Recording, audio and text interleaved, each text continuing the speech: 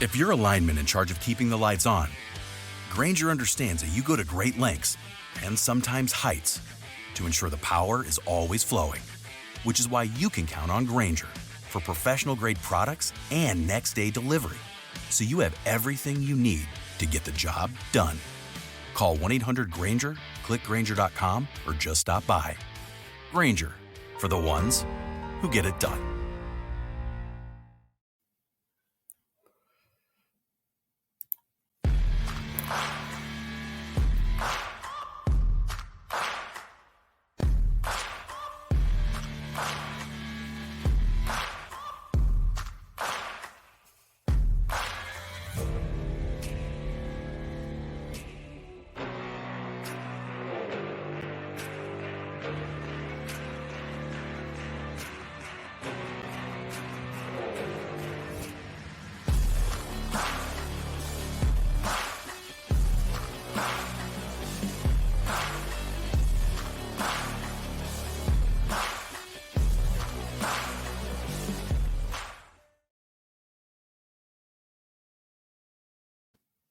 Good evening, everybody. My name is Brian Rago. I'm the host of the CheezeTalk podcast. Today, I'll be talking life with one of my favorite followers, the person that I follow, Buckeye Billy. Very positive guy. Seems very energetic. He's always posting videos. But before I get to him, I want to give a shout out to the Open Network for letting me podcast under their umbrella. They are 70 followers away from hitting 523. And once they hit that, they'll be giving away an 8x10 autographed Jair Alexander picture. Billy, what's up? What's going on? Not much. Tell us about yourself. My name is Billy Taylor. I'm from Columbus, Ohio. Go Bucks. Got to rep them. I'm 40 years old. Just family man, work, raise my kids, coached my son in soccer this past year. Enjoyed that. It was fun. Yeah. So what got me is a soccer thing, because I'm doing the same thing for my 11 and 12-year-old and my 12 and 15-year-old. I'm coaching them in soccer. Both my boys are on the same team and my two girls are on the same team. What age group were you coaching? I was coaching U13. It was from 10 to 12. Okay, yeah, I'm coaching from 12 to 14 for my boys, and then my youngest boy got moved up because I was the coach, and that way they could be on the same team. And then my girls got paired together. One's a 7th grader, one's a freshman, and they're U19. So it's as they get old, what made you want to coach this year? Well, I have two older daughters, and I coached them in the past in soccer.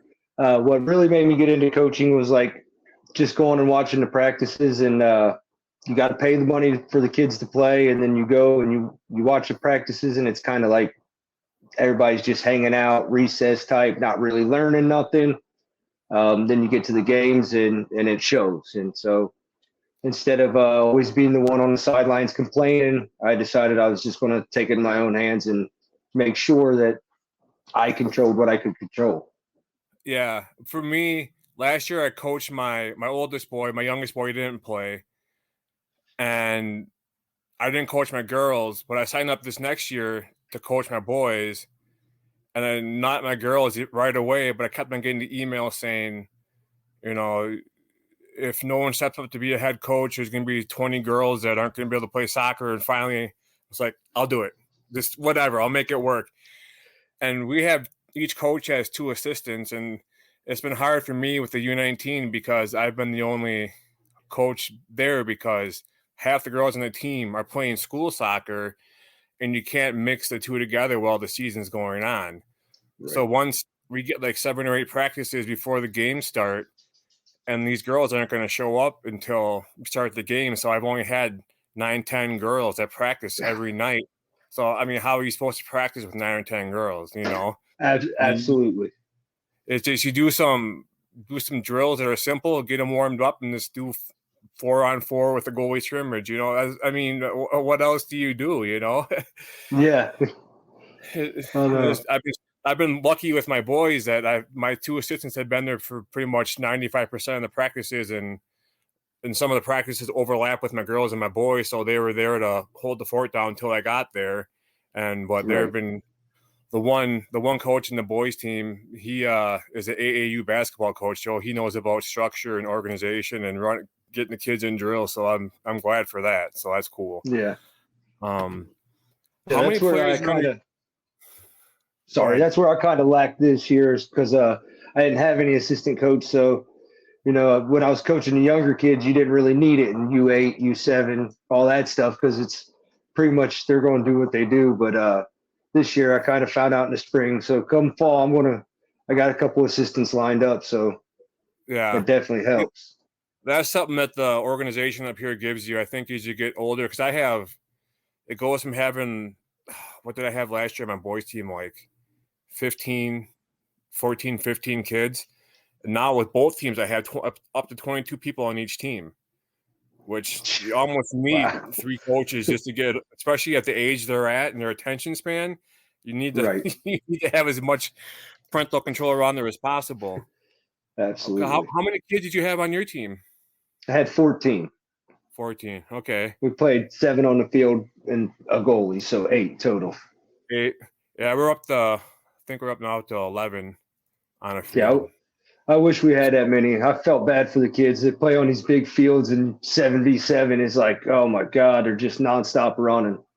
Yeah, you can definitely tell. It's kind of nice having, 20 plus players, because you can almost do like line switches like they do in hockey. You can just pull out, 7, 8, 9 people and just switch, and the kids can get enough rest, and get back out there.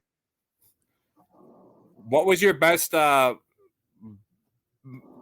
do you keep them all engaged with just you being the coach? Just try to small drills, like 5-10 minutes here, 5-10 minutes there.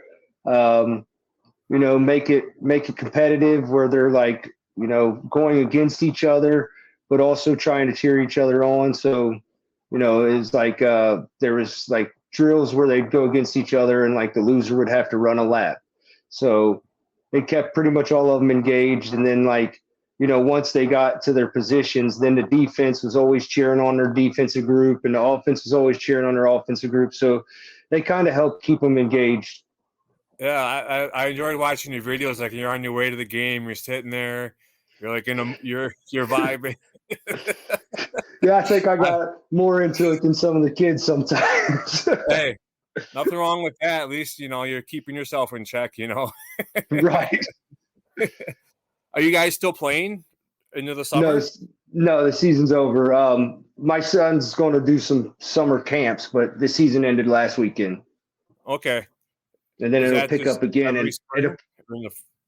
Yeah, it's just in the spring, and then it'll pick up again in the fall, into August. Okay. Does he do like any indoor soccer or anything like that? He hasn't yet, but we're going to do it this year. We was going to do it last year, and he kind of got a little nervous because he had heard how rough and physical it is, and he's kind of a small guy. So he's like, I don't know if I want to go in there and get beat up, Dad. But after seeing this year, and he's 10, and he was playing with 12 and 13-year-olds, and he was getting pushed around. So he kind of needs the indoor to get a little bit more physical. Sure, I know. Like I could definitely tell with my team, you got kids that are up to people's shoulders, and you can definitely tell there's an age difference. But I mean, they're at that awkward age to where they're either at the end of the growth spurt or they're still growing, and some haven't hit it yet, so they're still kind of shorter. But you don't get better unless you go against better competition, and that's just absolutely. I always said iron sharpens iron. That's how I look at it. Yeah. What sport did you play growing up as a kid? I always played basketball, and I drove a race car. Drove a race car? I haven't heard that yet from any of my guys. That's pretty cool. Yes, sir. I drove a race car from the age of 4 till I was 20. I won the nationals. Won the nationals when I was 13. It's pretty fun. Traveled the country. That's awesome. What kind of car do you drive? I started out in quarter midgets and then moved up to sprint cars. Okay. Wow, that's awesome. Obviously, you're a Buckeyes fan. Are you a Browns fan too? Yes, sir. You're a Browns unfortunately, fan? I have to say unfortunately. Yeah, Cavs, all of them, Ohio born. Yeah. What do you think about Deshaun Watson? Like, as far as obviously his past is his past, whatever. But I mean, he's getting like what, $64 million a year? Yeah, he's getting a lot. He hasn't done jack squat. Highest paid quarterback in the league. I don't know how he pulled it off, but yeah, I don't know. Jury's still out on him, I guess. Yeah, he has to. I think he has to prove himself a little bit before absolutely he gets his flowers back, because he's put a shadow over that organization just by him going there, and all the hoopla that was behind it, and them taking a chance on him, considering what his past was and all that. So it's crazy. What? Yeah, it is wild. Is Nick Chubb going to be back for the season? Not at the beginning of the season. He's probably going to start the season on the PUP list. Okay, so he's got to be out, what, 6 games? Yeah, the first 6, and then he should be good after that. Yeah, that was a scary-looking injury when he got hurt. That was crazy. From the outside looking in, what are your thoughts on Jordan Love and the Green Bay Packers? They're a good team. It's a good organization. They're always good. They always respectable. Jordan Love's a good player. He's very talented, and the sky's the limit for him, honestly. Yeah. Outside looking in, coming from a team that has had like a carousel of quarterbacks. I'm just being honest. I'm not trying to whatever. No, What do you think of when you see, like, you go from Favre to Rodgers to Love? Like, what? I mean, do you think they're just better at developing quarterbacks? I mean, how do you guys do it? I don't know. It's jealousy. I see it like, man, quarterback after quarterback comes to Cleveland to die, I guess. I don't know. It's jealousy. I see it. Yeah. I was kind of talking to somebody, and I mean, it kind of makes sense. You had Favre, who kind of came in. I mean, he didn't play behind anybody really in Green Bay. He came right in, and when McCauley got hurt, but then you had Aaron Rodgers sat behind him for 4 years. Right. And the same thing with Love and Rodgers. So I think you get a lot of these rookies that are like really, really good in college, and they get thrown on the spot and they don't perform up to what we expect. Instead of sitting them behind a decent starter for them to learn, and then let them come out there and see what they got versus throwing them into the fire right away. I mean, look at Justin Fields in Chicago. I mean, that was exactly terrible. I mean, I feel bad for him, but I think he's going to go to Pittsburgh, and he's going to do something in Pittsburgh, I think. I mean, I know unfortunately. But I'm torn there. Being a Buckeye, he was the one Buckeye quarterback that I was actually afraid to play in the NFL, because he has the height, he has the arm, he can run. I mean, he's quick on his feet. Other quarterbacks coming out of Ohio State, I wasn't really. Like Cardale Jones, and I'm not going to bring up Haskins because that's just a whole nother. I don't even want to talk about that. It's unfortunate what happened to him. But you look back to, like, who was that number 11 he was a quarterback? No, not Terrell Pryor, but there was like something Smith. Troy Smith went to the Ravens. Yeah. I mean, those guys didn't really pan out to do anything. Justin Fields was the one quarterback that I could see in college doing the transition to the NFL and being successful. And the Bears this screwed him up so bad. And I felt bad for him. I completely agree with that. But the Browns, I mean, their defense is decent. They got Zadarius Smith still, right? Yes, sir. Former Packer, and they got, who else do they have on their defense? Myles Garrett on the other side. Okay. Then Grant, the safety, Grant Telpitt, Greg Newsome. Got a Buckeye at cornerback. Yeah, I think, don't they have Amari Cooper too at receiver? Yeah. Yep. Amari Yeah. Cooper, and they just got Jerry Jeudy from Denver, which jury's still out on him as well. Yeah. I mean, they have So potential to be, maybe sleepers in the AFC and, be that right. team that just sneaks up and beats somebody, Absolutely. We'll see what happens. I hope the best for them unless they play the Packers. That's I hear you. okay. I got some random questions. Well, actually, Ohio State. I got some questions about Ohio State.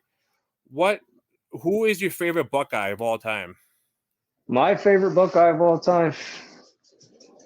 It's tough. I would go with Braxton Miller, I guess, because obviously I named my son after him. He was electrifying athlete, fun to watch. Man, I forgot about him. Yeah, he was fun.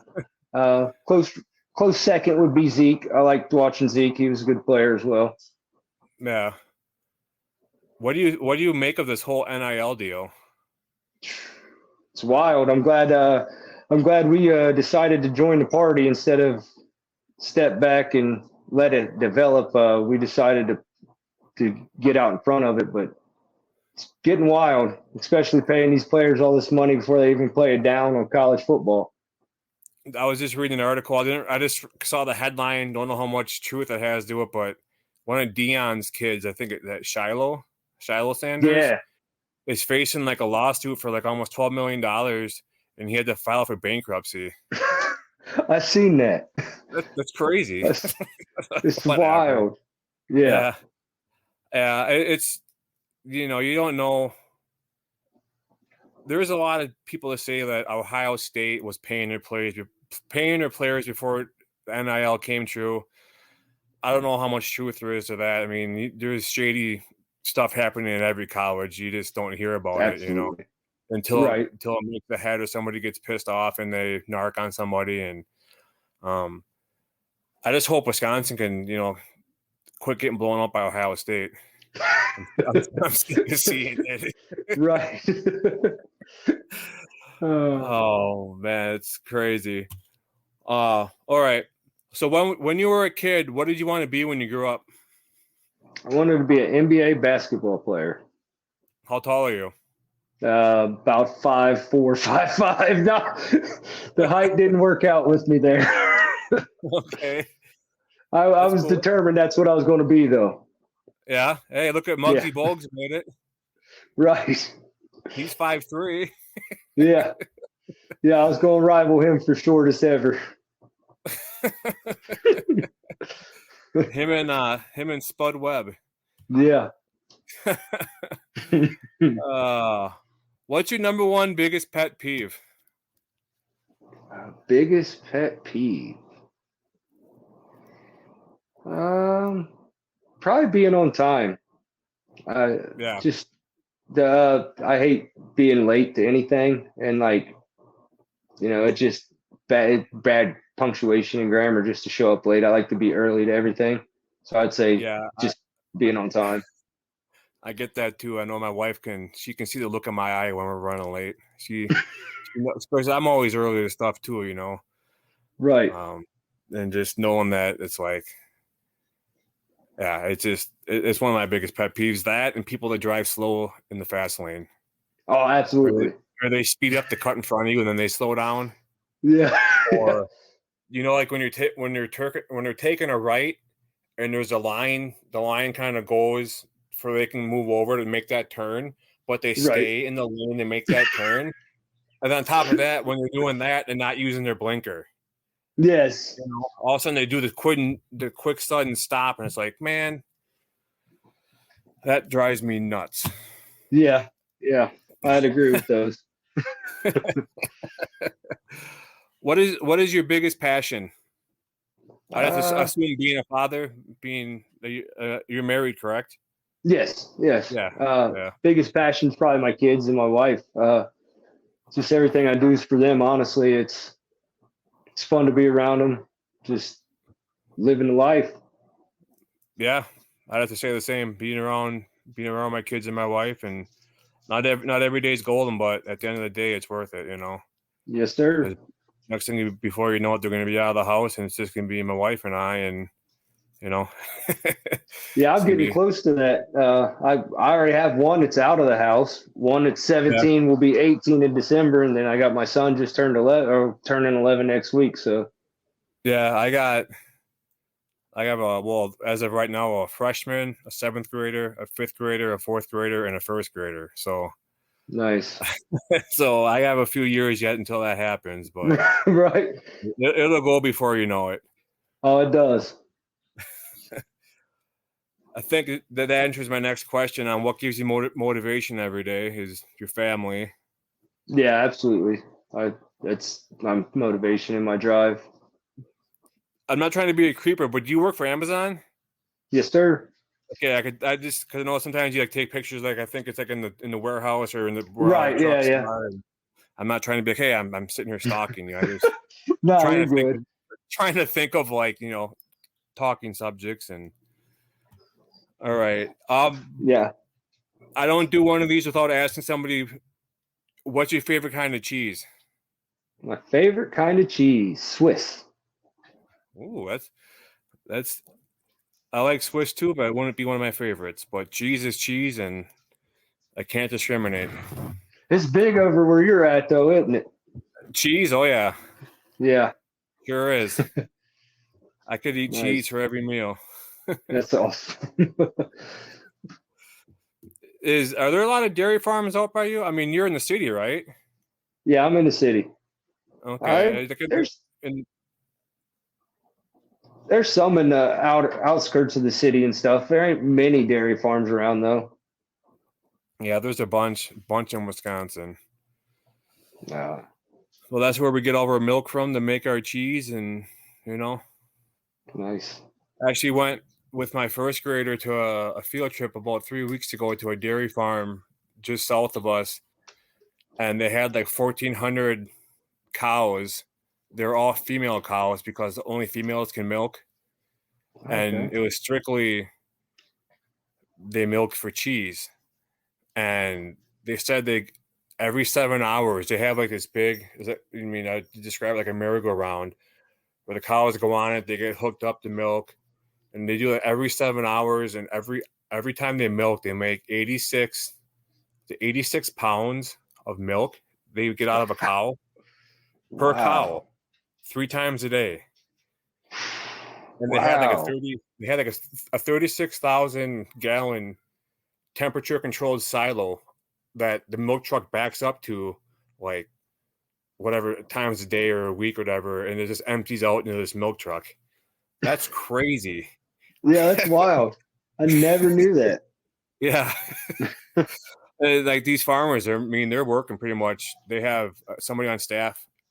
You know, it's not the same person, but they work like 8-hour shifts, but someone's constantly there, and they have like these collars on the cows that can take like their body temperature, and like if the cow isn't moving, then they'll come check on the cow and see like what's wrong with it. They can diagnose what's wrong, like if it's not walking because it has like a hurt foot, so they can call the vet. And I mean, they're monitoring these cows, and they get alerts to their cell phones with all this information on the cow, and it's crazy like what they put dollar-wise into these farms. But it's an investment for them, you know. For sure. I think I know the answer to this too. Would you rather throw away money or love? Money. Yeah. Yep. That's how I would answer it too. Just because, you know, at the end of the day, money ain't everything. You know, it's nope. You know, you got people who always have to have the best of the best, and you know, think they're better than everybody else because of money. But you know, money can't buy happiness in my eyes. You know, that's the truest statement there is. Money's gonna get someone that's gonna come take advantage of you and just break you down even more. So exactly. Yep. Yes, sir. What was your favorite toy as a child? My favorite toy as a child.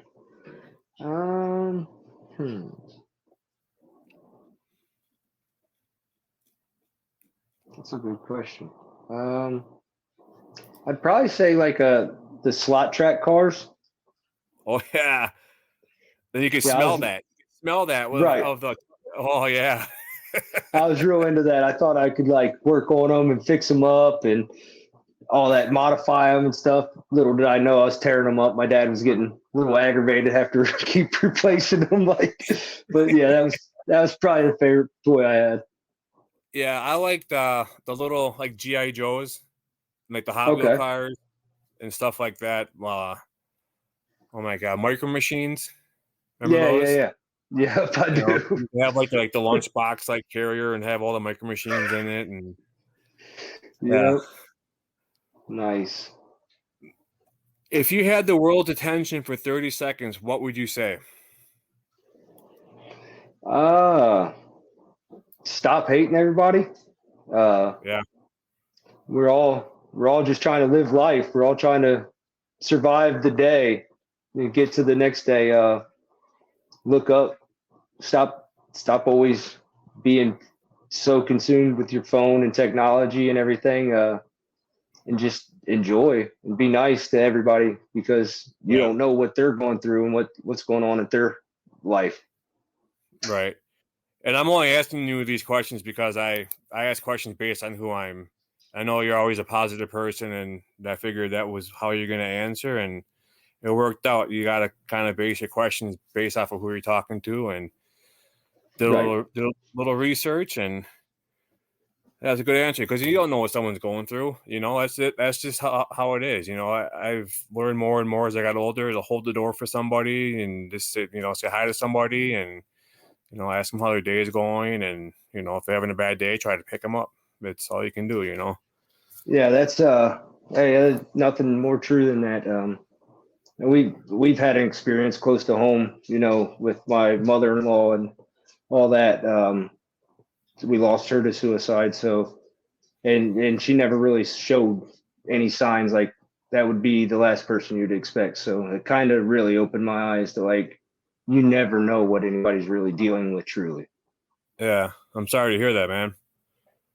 You just don't know. And if you have any suspicions, always try to talk to somebody and be that shoulder for them, For sure. For sure. How can you tell if somebody has a sense of humor? How can I tell? It's usually pretty easy to tell. Like, it's usually written on their face. They usually have that, like, kind of like a smile, kind of maybe. Just can tell. It's hard to explain. It's just a whole feel and vibe. The like, vibe you get from somebody? Yeah. You can tell first off, like within 5 seconds of talking to somebody, like, yeah, this guy's funny. He's got a sense of humor. This guy's pretty straightforward type. Yeah. For me, it might take more than 5 seconds, but it's like when you're talking to somebody for the first time, I always try to like be like kind of like a little funny at the beginning just to see how they react. Yeah. And you kind of get that idea, like whether they're just like give you short answers or you kind of catch them smirking at what you're saying. Then you kind of know that it's in them, but you just gotta kind of tread on thin water there for a second, because you don't know if you're gonna get somebody that's gonna, not get your humor, and it's gonna make for a long day or a long conversation. Right. So you've had kids. What have you learned about life from kids? What have I learned? I learned a lot. Biggest thing I learned is just always be there, always support them no matter what. Like, no matter, I mean, failures, positive, you got to be there through it all for them to really buy in and care and know what you're talking about and all that stuff. Yeah, it's like what I've learned is, you look at them, and if they do something that you think is bad, you got to, I have this problem myself, but you got to step back and kind of like, how was I when I was a kid? That exactly. I'm sure my parents wanted to kick my ass a few times, but it's just, they're just a kid being a kid, and sometimes that just, you expect them to be like an adult when you're doing stuff with them or talking to them, or like, don't slam the refrigerator door. It's just little stupid stuff like that. It's Right. You just gotta realize that they're kids, and they're not at our level, obviously, because they're a lot younger. And Of course.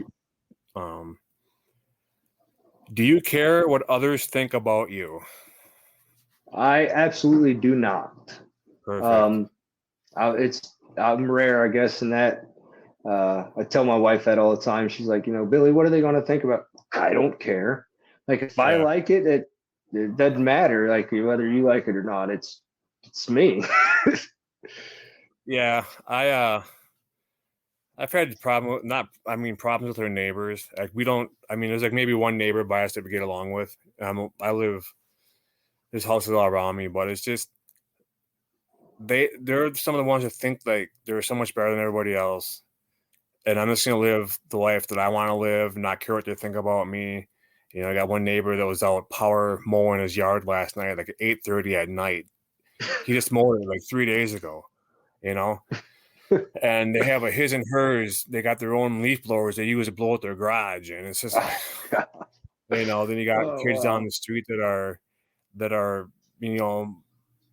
just harassing my kids and this and that. We go down the street, we drive, and they mockingly wave at us, like whatever. And it's just they have like a drinking cult where they walk across the street to each other's driveways, and they're walking and drinking, and it just drives me nuts. It's like the day they get that for sale sign in the front yard, I'm just gonna throw a huge party. Right. That sounds about around here. Yeah. It's just I really don't care. It's just I laugh whenever I drive by them. I have tinted windows in my car, but like if they see me, I'm just smiling. Just because I just can't stand them. I really can't. That's funny. What is your favorite song? My favorite song, probably "California Love" by Tupac. Okay, it's a good one. I like "Life Goes On." Okay. Well, yeah, he is he your favorite artist too? Yeah. Yeah, same here. Yep, he another one gone too soon, but a lot of his lyrics were still resonate to everyday, everyday Absolutely. struggles with everybody. It's kind of ironic that stuff that he's talking about back then is like coming more and more true as you break it down and study what he actually said. Right. Favorite pizza topping? Favorite pizza topping? Tie between sausage and mushrooms. Okay. That's a good one. My wife likes both of those. So I like the deluxe pizza, everything on it. Oh, okay. Except anchovies. Right. Hard shell or soft shell? Hard shell, for sure. Yep, same here. One recent trend you cannot stand? One recent trend. I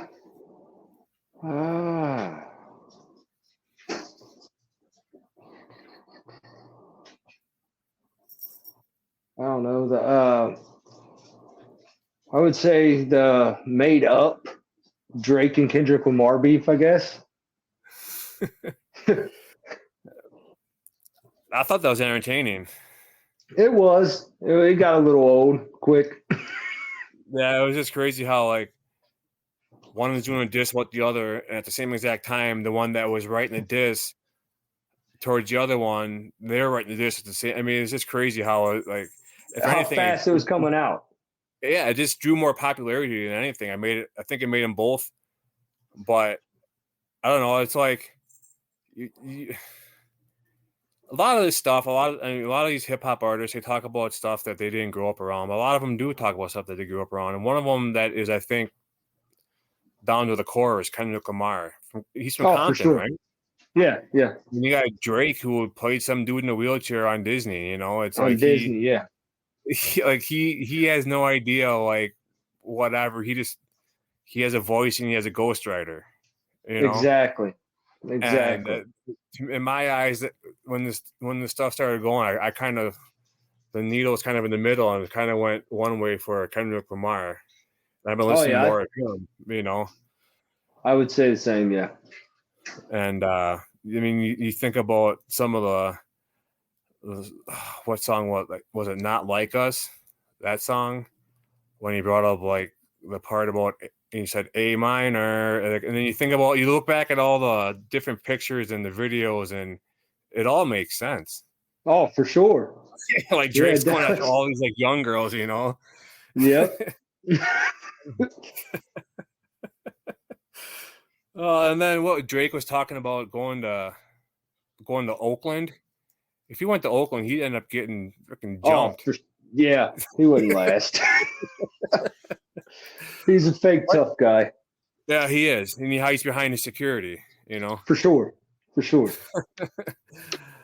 I've got like 6-7 more questions left for you, then I'll let you go on with your night, because I know you're an hour ahead of me in time, so I'll let you enjoy the rest of your night here, but I got a few more questions left for you.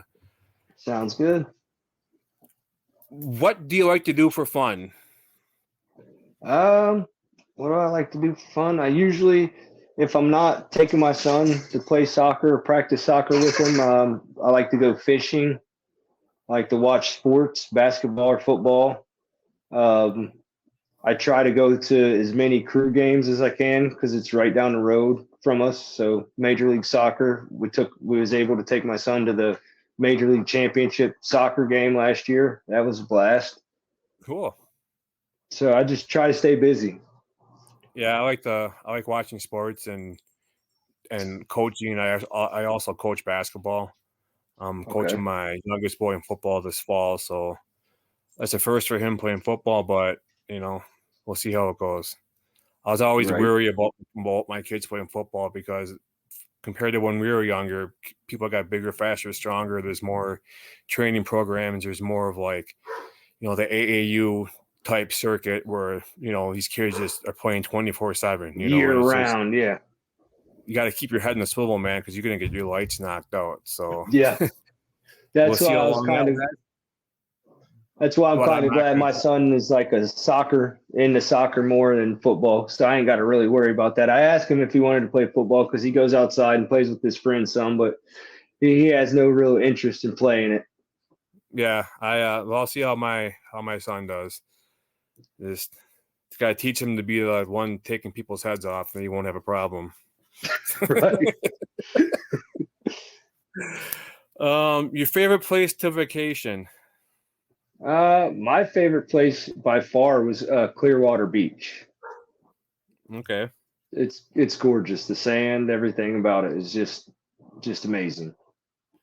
Yeah, I don't like the major like touristy spots, like the tropical spots. There's a place in north central or northern Wisconsin called Minocqua. It's like if you go, like if you know where like Wausau is, it's like this is Wisconsin. It's like right, you know, up in the northern part of Wisconsin. It's just like laid back and all mom and pop restaurants, and like it's just, you know, just out in the north. We call it the Northwoods. So it's just a nice place to go and get away from the city life. And plan on flying? It's time to upgrade to a Real ID. Because in order to board domestic flights, your driver's license or state-issued ID must be a Real ID, or you'll need another acceptable form of identification. So don't wait. Find out how to get your Real ID at tsa.gov/RealID. That's tsa.gov/RealID. Or visit your local DMV. And then you'll be cleared for takeoff. Do you have a morning routine? Yeah, I get up, I get in the shower, get dressed, and then I go get an iced cappuccino from Tim Hortons every morning. That's like a gas station? Or is that no, that's a restaurant, ain't it? Tim Hortons, it's like a donut shop, yeah. Okay, yeah. Yeah. I get up, make coffee, get my kids up, get them off to school, and then I kind of chill the rest of the day. So nice. Yeah. What do people most what do people misunderstand about you the most? I guess my realness, because like I'm honest, I'm real. Like I told you before, I'm me, whether you like it or not. So some people kind of misunderstand that as like I may come off as a dick sometimes. Excuse my French, Yeah. but like, you kind of get what you get with me. Like, Yeah. so Yeah, that's kind of like me. I come off like kind of like a hard ass, I guess, but I'm not gonna, fall and get caught off guard, especially if it comes to my children. I'm like I've always said, I'm not afraid to go behind bars for my kids if I have to. That's just my 100%. mentality. You know? Exactly. So, so once you tell somebody that, then hopefully by then they get the hint about me. Right. That's funny. Like when my kids were having problems in school, I had to go to the police department a couple of times and just kind of somewhat do like a report because it was some of the stuff that was happening wasn't cool at all. And I told the police, I said, I'm not afraid to I'm not afraid to go behind bars for my kids. They're like, I'm like, right. You sound exactly like me. That's funny. What job have you had that's been your favorite? Working at Amazon. I've worked there about going on 4 years this fall. I just love my company offers it's called roll-up pay. So like you get your route in a day and you get paid for that route you deliver. So if I deliver my route in 4 hours, I'm getting paid for my 10 hours and I'm at home. So each week, I hustle out there. So I'm working maybe 20 to 23 hours a week and getting paid for 40. So it's awesome. It's like stealing almost. Yeah. Is it actually like Amazon or is it a contract to Amazon or from, you know what I'm trying to say? Yeah, it's a contractor. Okay. Amazon, but you guys have like Amazon they don't employ any delivery drivers through Amazon. It's all contracted, but we drive the Amazon branded vehicles. Yeah, you guys have the big ass warehouses, right? Yeah. Yep. It's like 10 city blocks big and yeah, we park all our vehicles and everything inside. It's nice, temperature controlled. It's real nice. Are they do you drive like the newer looking ones or more like a boxy type looking? We've got some of those. We haven't went to those yet. I'm in the Mercedes vans. Okay.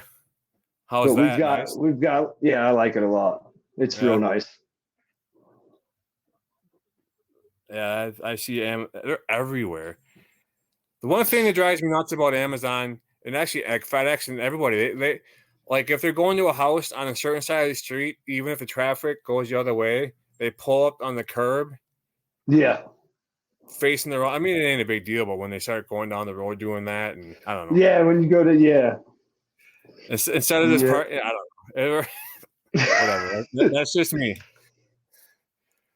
If money was no object, where would you live?